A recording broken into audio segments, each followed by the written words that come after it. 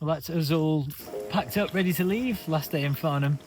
Just thought we'd come and have a quick wander around Bourne Woods before we left, because this is kind of like the local spot where I've pretty much done every run for the last 2 years.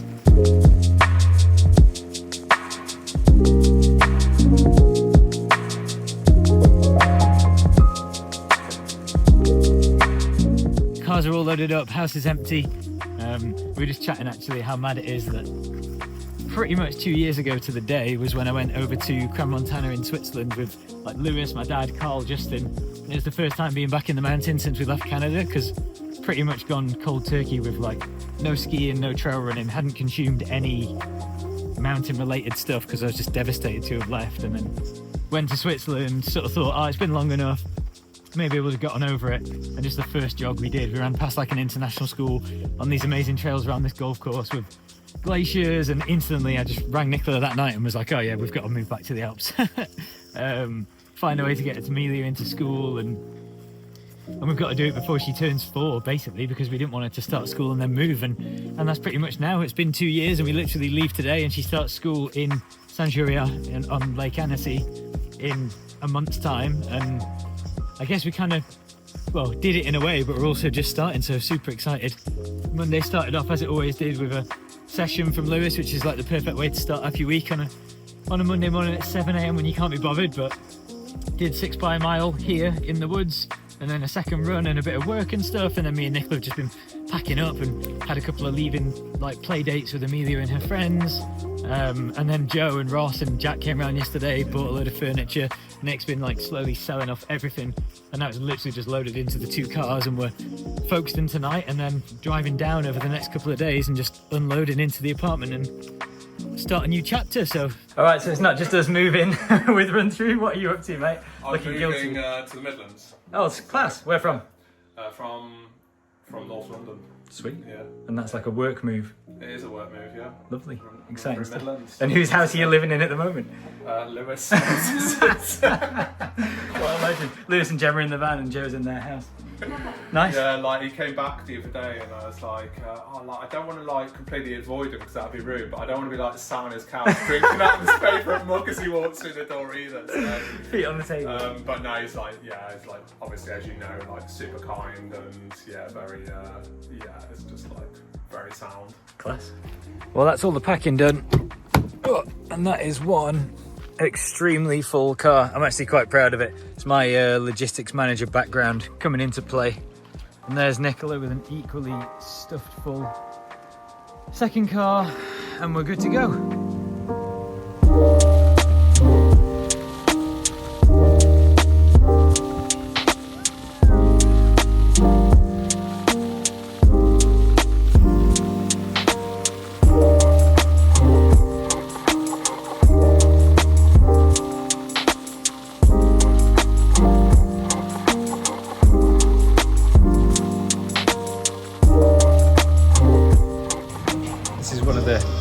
Challenges of the move is we've got Amelia, we're trying to keep her entertained in 30-degree heat. We're also doing all the shopping for the house, buying everything we need, and it's the Brecon Beacons event over in the UK today, and Nicola's doing all the social media posting for it.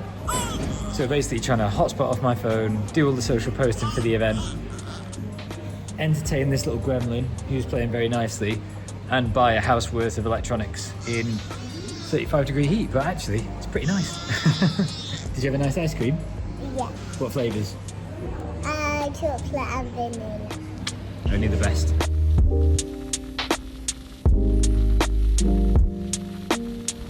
Literally just pulling into Saint-Juria now in the fullest car known to man. Even got a compliment by French border control when we came off the Channel Tunnel, telling me how well I'd done at packing the car. But yeah, absolutely rammed. Just stopped off at the department store to buy some mugs and plates so we have something to feed Amelia from.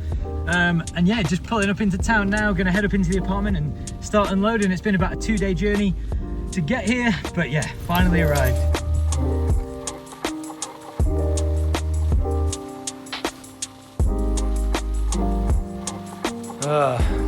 Home sweet home at last.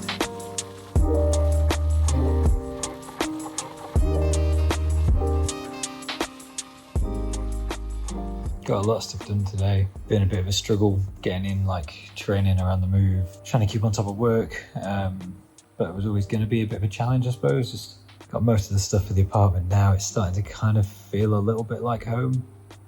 Still got the running. I did 40 minutes instead of an hour, which is a little bit disappointing, but still better to do something than nothing. And got to spend a load of time with Nick and Amelia, so. All right, we're out on the first long run living in Annecy. So the week started with a 6 by a mile around Bourne Woods in Farnham on Monday, and it's finishing with a 2.5 hour easy run where Lewis has told me to find some technical trails and get a bit of elevation and just kind of have a little bit of an explore of the new backyard. So currently just about to head along this beautiful double track path, and then in the distance up here you can see the top of the Semnoz ski resort. So got a big climb up there. Basically came out of the house, turned right and just started straight uphill, which is pretty amazing. I've been struggling to get this sort of elevation back in the UK, obviously. So this first climb is about 1,200 meters consistently up, other than a few little benchy bits like this. So yeah, I'm gonna head on up to Semnoz and I'll see you up at the top.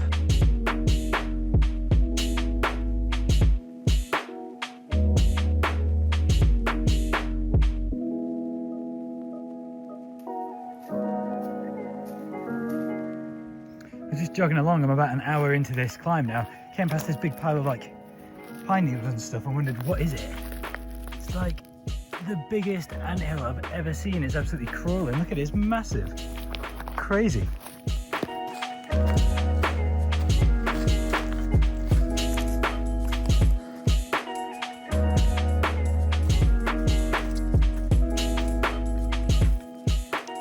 Stuff never looks quite as steep on camera, but I'm not fully convinced that this thing I just scrambled up on all fours is really a trail.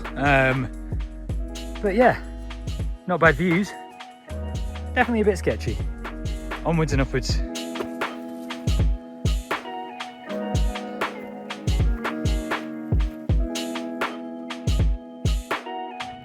Oh. Thought I'd just do a quick stop. I'm about halfway down the descent now. Really enjoying it actually. Ankles are a bit sore, and these Speed Ultras, the Adidas Terex shoes that I've been using for all my long runs and races recently, are just a bit clunky on technical stuff. But anyway, kind of running chat aside, climb was amazing, and actually body feels quite good. Still just not quite used to this stuff. So just gonna head down now. Got about another 12k or so.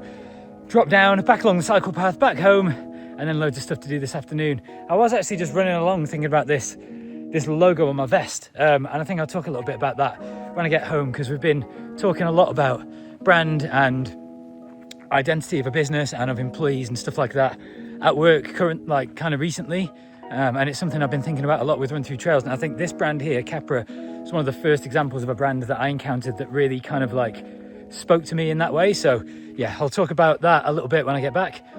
But yeah, run's been amazing. I mean, just look at these trails. It's absolutely stunning. It is starting to get warm, but it's nice in the shade. I need a bit more water. All right, I'll see you at the other end.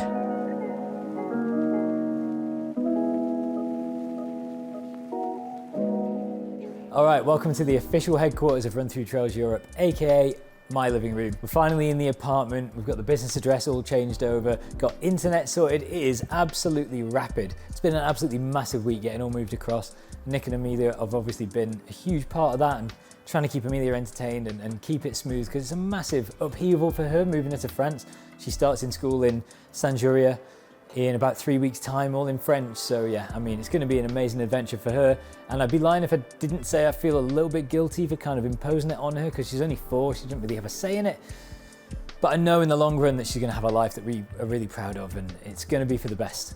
But aside from that, obviously out on the long run today, had an amazing time, and I looked down at my vest at some point and kind of thought, like, why am I wearing this Capra vest still? Got this big logo on the front, it's quite thick. It's never been the most comfortable, but I've kept it for years and years and years. I always reach for it. I really like to wear it. And I was thinking, like, why do I like this vest so much? And I realized it's the brand. We've been talking a lot about brand recently at work, and brand identity and vision and values and stuff. And I really like those sorts of conversations, but it had kind of gone over my head, the impact that a brand like Capra Running had on me. So for context, Capra Running is a little running store based in Squamish, just north of Vancouver, which is one of the places where me and Nicola used to live. It's actually where Amelia was born. And to me, it might be one of the most influential brands on me, and in terms of like positive impact on my life, that I've encountered throughout my entire life.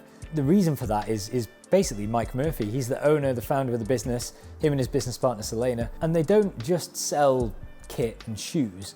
They put on group runs, they've got a real community, they engage with local events. Mike's the kind of like super hardcore local legend, amazing runner, guy who knows all the details about all the technical shoes and stuff like that. Selena's the more kind of community driven, she's in there with her 2 dogs, everyone's coming in saying hi to the dogs. She's leading the Saturday easy run group runs, a bit more kind of community driven. They're both lovely people and they both engage with all the customers, but they've got this really nice like juxtaposition where Mike focuses on a certain part of their target market and Selena on another. And for me, the brand had such a big impact on me, not just because of the products that I bought from there, but because of the feeling I got when I walked into the store. I used to go in just to see Mike and chat to them. And it made me think like about what is brand, you know, I've been having these internal conversations recently. Brand is all about how your customer feels when they interact with your product or the people that work for your company. That is the brand. How does your company make your customers feel? So what are we trying to do with this series? What does Beyond the Brand mean? Well, I want to shed a bit of light on who we are as people. Like not just me as being a part of RunThrough Trails, but the rest of the team, all the volunteers, all the rest of the guys who work at RunThrough, my family, their families, our friends, the runners who come to the events. Who are the people that make this brand so special and how do we make people feel? You have to challenge yourself if you want to grow and improve. And again, it's something that I hold really dearly, and I know it's something that the whole team at RunThrough Trails really buys into, that growth through challenge, through adventure, through adversity. There's no better way to find out who you truly are and to improve as a person than putting yourself through something difficult. Do hard things, as Jacko Willink would say. Hopefully you want to follow on for the journey, whether you can make it to an event or whether you can interact with the guys on the ground in real life, or whether you can just watch this and get a little taste of what we're trying to build and maybe get a bit of inspiration for a business that you're trying to build or a challenge that you're about to take on.